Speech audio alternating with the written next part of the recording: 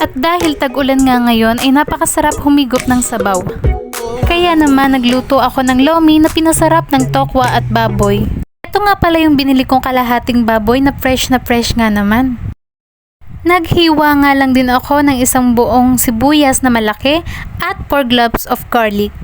Pagkatapos ay hiniwa ko na rin ang tokwa. At dahil mahal nga ngayon ang repolyo ay pechay bagyo na lang ginamit ko.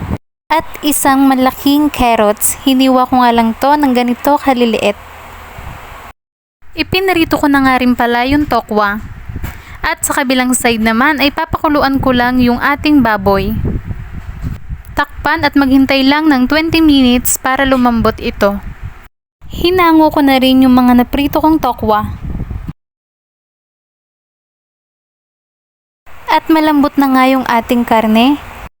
Pagkatapos ko ngang mapalamig yung tokwa ay isa-isa ko na itong in-slice. At kapag medyo malamig na nga yung karne ay pwede na rin natin itong i-slice. In-slice ko nga lang pala ito ng pa-cube tulad din ng tokwa. Naglagay na nga rin pala ako ng 3 tablespoon of cornstarch sa mangkok. At hinalo ko lang din ito dahil ito yung magpapalapot sa ating lomi.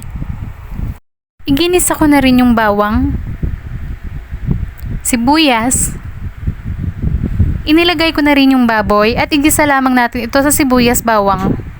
Pagkatapos ay halu-haluin lamang ito. At kapag brownish na, ay tinimplahan ko lang din ito ng 1 tablespoon of salt. Add na rin yung carrots. Ilagay na rin yung sabaw na pinaglagaan ng baboy. At gumamit lang din ako rito ng Malaya Miki Fresh Pancit Canton. Hinugasan ko na rin. Pagkatapos, pwede na ring ilagay ang Malaya Fresh Miki Pancit Canton. Hintayin lamang lumambot.